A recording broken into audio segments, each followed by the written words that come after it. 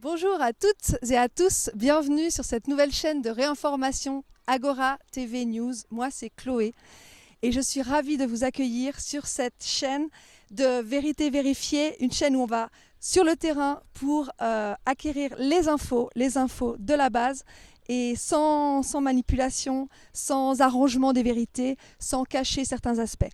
Donc je me réjouis de vous retrouver très bientôt sur Agora TV News. Alors aujourd'hui, je participe à cette introduction de la nouvelle chaîne de réinformation, d'informations vérifiées, Agora TV News, qui vous promet d'aller vérifier sur le terrain la validité des informations qui seront propagées. Mes domaines de prédilection, mes domaines de réflexion préférés sont la création monétaire, les dettes illégitimes, le système financier en général, également les traités de libre-échange qui se présentent comme bénéficiaires pour les pays, comme une bonne chose pour les peuples, alors qu'en fait ils se contentent de transférer les richesses des pays pauvres vers les banques et le pouvoir des pays riches. Également, je travaille sur le domaine de la 5G, sur les dangers, les dommages causés par les ondes électromagnétiques, sur la démocratie en général, les systèmes de gouvernance, le tirage au sort, sur également la nutrition, la santé en général, l'étude de ce qu'est un virus, notamment aujourd'hui, on est en plein au cœur du sujet, sur l'alimentation vivante. J'aime comprendre, donc j'aime interroger les personnes qui m'entourent, j'aime connecter les gens que je pense intéressants ensemble, mais j'aime aussi comprendre les choses par moi-même et ensuite restituer les connaissances que j'ai acquises, notamment parce que je suis prof et que j'adore enseigner et que j'adore transmettre. Donc je suis une éternelle curieuse et une éternelle remetteuse en question de la pensée établie, des préjugés, des lieux communs. Et il se trouve que depuis que je cherche, je creuse pour vérifier tout ce qu'on nous dit dans les médias ou ce que nous disent les autorités, je détecte de plus en plus de failles, d'inexactitudes, pour ne pas dire de mensonges et de manipulations dans tous ces discours. Donc ce qui est passionnant, c'est de voir après derrière les vérités qui sont cachées ou escamotées par les personnes qui ont la parole officielle. Bienvenue sur Agora TV New. C'est une chaîne pas comme les autres. C'est-à-dire The big question. une chaîne qui ose. Une chaîne qui n'a pas peur des tabous et qui n'est pas sous pression parce qu'elle n'est pas financée par des pouvoirs extérieurs. Elle tâchera de dire la vérité, que la vérité. Rien que la vérité. Elle la recherchera auprès de personnes qui sont sincères. Est-ce qu'elle est financée par la BILAG? Non. Et pourquoi? Pourquoi? On te renvoie la question.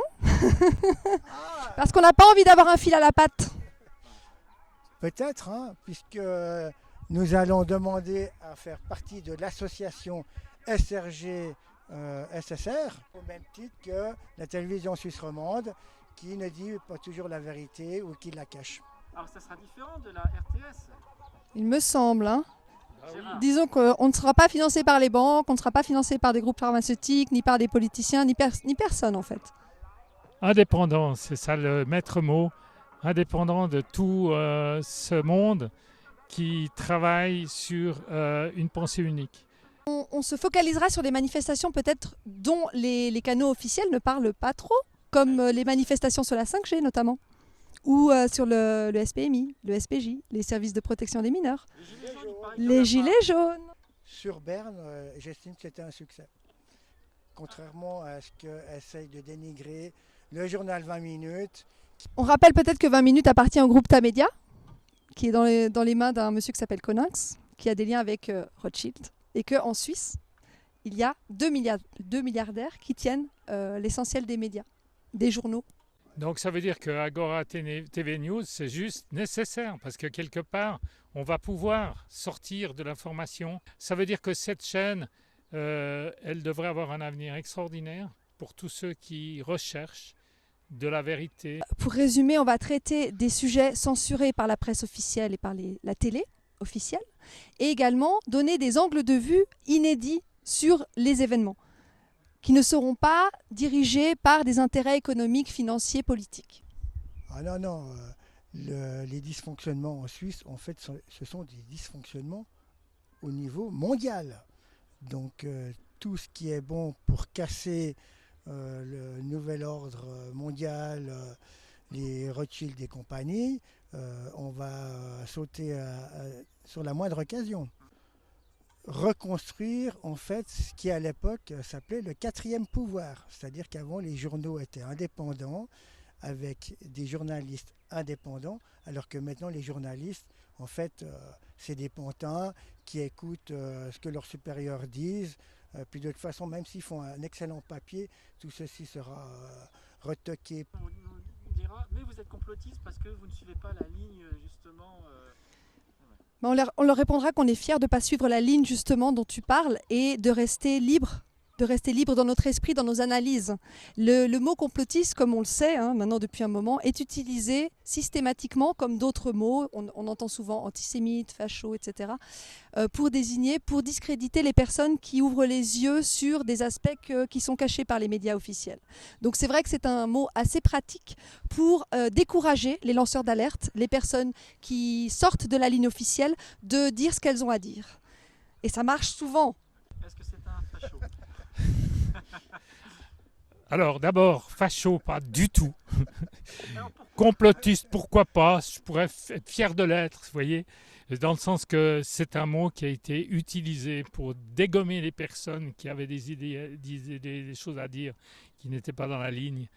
Donc, si c'est ça, alors je suis complotiste. Moi déjà, je ne suis pas raciste ni xéno, puisque je suis marié à une péruvienne. Donc, n'allez pas me dire que je suis ça. En plus, le problème, c'est qu'on a aussi déformé certaines terminologies, comme populiste. Moi, je suis populiste, dans le vrai sens du terme. Alors que maintenant, c'est un argument pour dire « Waouh, vous êtes contre l'Europe ». D'ailleurs, c'est beau, hein, l'Union européenne actuelle, ce qui se passe en ce moment, ça prouve que la Suisse, on a bien fait, et j'espère qu'on n'ira jamais dans ce système pourri. Une Europe économique unie, solidaire et tout. Et maintenant, qu'est-ce qui se passe? Prenez le cas des masques et autres. Hop, allez, chacun pour ça, démerdez-vous. Alors pour répondre à ta question, le racisme, déjà je n'ai pas la moindre idée de ce que ça veut dire, parce que pour moi il n'y a qu'une seule race sur Terre au niveau de l'humanité, c'est la race humaine. J'ai été mariée à un Tunisien, j'ai moi-même 3 nationalités. Dans mon entourage, il n'y a que des personnes multicolores, donc évidemment que je ne suis pas raciste. On aide aussi souvent les réfugiés avec Gérard, enfin bref. C'est ce genre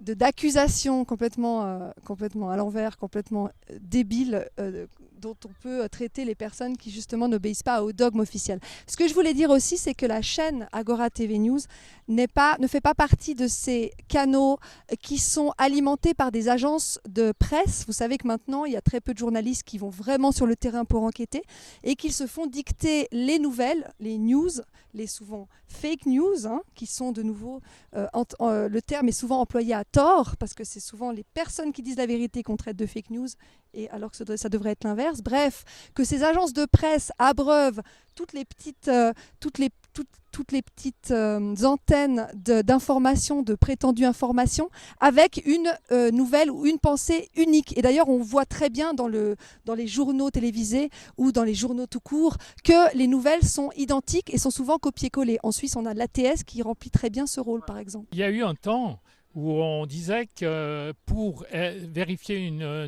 nouvelle, on allait simplement aller voir l'ensemble de ceux qui en parlaient. Et puis, comme ça, eh bien, on pouvait savoir si c'était une vraie nouvelle ou pas. Maintenant, il faut se méfier de la nouvelle qui est en fait reportée partout, dans tous les journaux, dans tous les nouvelles des différentes TV, parce que cette nouvelle, c'est simplement la standard qui a été imposée par les agences de presse. Ça veut dire que, en fait, j'espère qu'Agora TV, et je pense qu'on fera tout pour, sera aussi la TV de la diversité.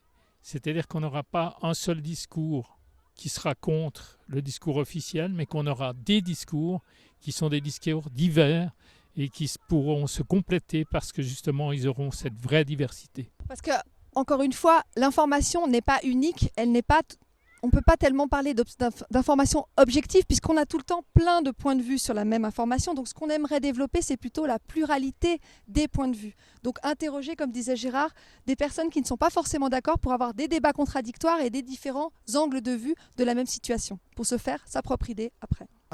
Aujourd'hui, il y a le coronavirus. Mais il y a un docteur très réputé.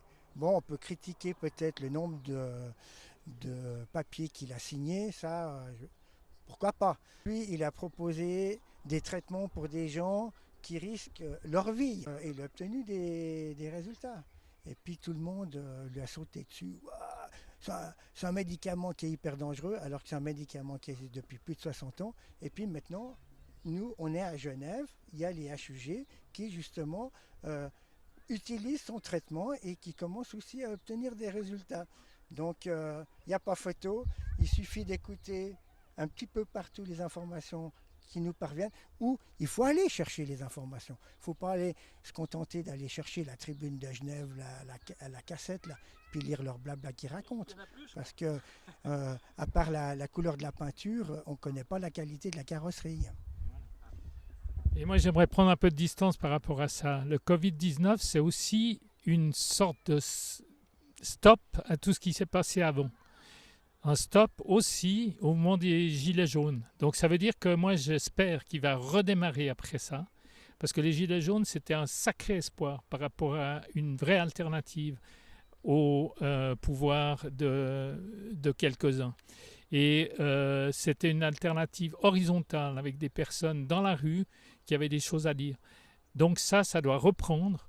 Après cette parenthèse du corona, qui est une parenthèse que je pense qu'on va oublier rapidement parce qu'il y a encore plein de choses à faire et des choses très importantes par rapport à une vraie modification de société. Ce qu'il faut, c'est que cette pause-là, ça ne soit pas une mainmise des grandes multinationales sur l'ensemble de cette planète, mais bien une reprise en main du peuple qui a eu le temps de réfléchir. Je sais pourquoi ils ont fait ça et je trouve que c'est une très bonne chose que tu sois estampillé gilet jaune, parce qu'il me semble que cette chaîne, elle a vu le jour justement avec les gilets jaunes. Et c'est ce qui a permis l'éveil et l'amélioration, disons, des sujets qui sont traités sur cette chaîne, qui est la première et ensuite qui a donné naissance aujourd'hui à Agora TV News. Donc je pense que c'est une bonne chose que les personnes qui nous regardent sachent qu'au début, il y a eu les gilets jaunes.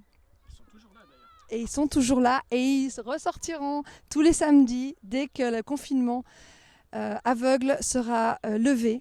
Notamment en France, on pense à nos amis français qui n'ont pas la chance que nous avons aujourd'hui de pouvoir nous réunir dans un parc. Alors certes, nous ne devons pas être plus que 5, mais on a encore la possibilité de sortir de chez nous, de prendre le soleil et de régénérer notre système immunitaire de cette façon. Parce que le confinement n'a pas que des avantages, bien évidemment, et outre le fait qu'il rend les gens dépressifs, puisqu'ils ne peuvent plus se rencontrer, mais il focalise la peur, parce que la peur c'est quand même quelque chose de très grave et qui fait vraiment du mal. les chiffres qu'on entend tous les jours, c'est le nombre de morts. C'est le journal qui peut annoncer le nombre de morts. Il y a eu 200 cas de plus. Mais en fait, non, on a découvert 200 cas de plus.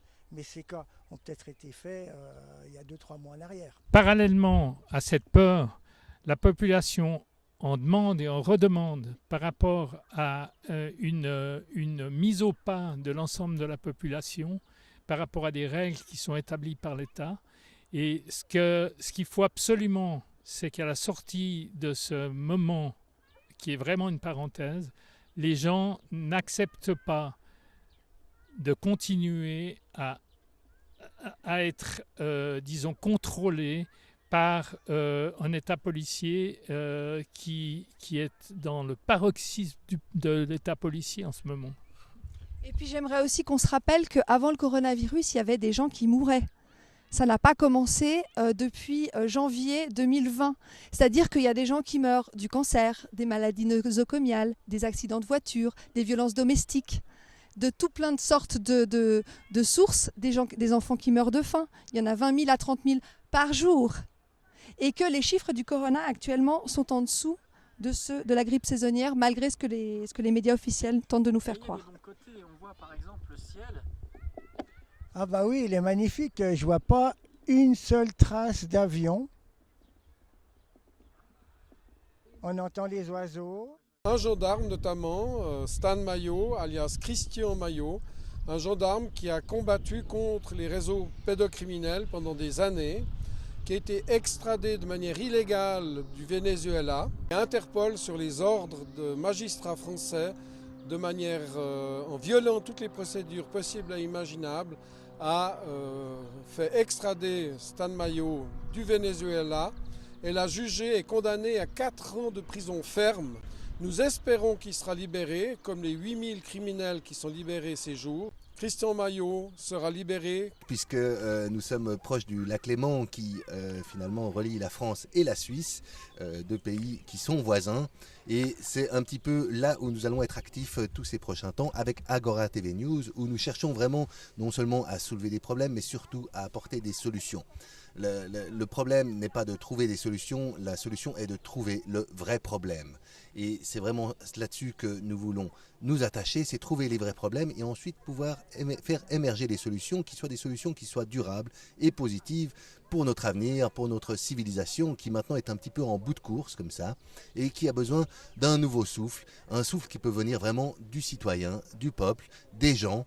Grâce aujourd'hui aux réseaux sociaux et à Internet, eh bien c'est vrai qu'on peut vraiment travailler ce qu'on appelle le crowdsourcing, c'est-à-dire la ressource de chaque personne, qui chacun puisse amener sa petite pierre à l'édifice et ensemble nous pouvons faire une forme d'intelligence collective, nous pouvons exercer l'intelligence collective ensemble, plus seulement laisser certaines personnes élues décider qui ne choisissent pas toujours les meilleures solutions. C'est que des fois il y a de l'urgence et il faut prendre des décisions, mais il faut vraiment une intelligence collective qui soit déployée parce que des personnes ont des idées dans tous les coins mais ne savent pas toujours comment les partager et finalement il y a un petit peu un désabus de certaines personnes de participer. Et bien grâce à Agora TV News, nous voulons partager l'information, nous voulons récolter l'information, nous voulons trouver l'information, nous voulons investiguer l'information pour pouvoir gentiment construire un avenir qui soit digne de notre humanité.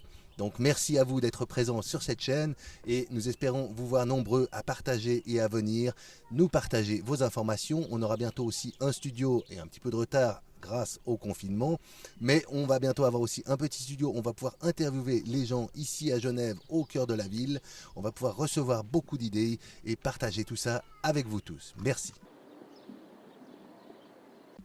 Bonjour et bienvenue à Agora TV News. Aujourd'hui, nous nous rendons compte que c'est le bon moment de nous réinventer et que le pouvoir, c'est pas une illusion qu'on a pensé avant que quelqu'un doit nous guider, mais c'est chacune de nous qui devons prendre notre propre pouvoir et on espère bien de vous pouvoir partager des astuces et nous éclaircir le chemin pour aller dans un mieux avenir, tous ensemble.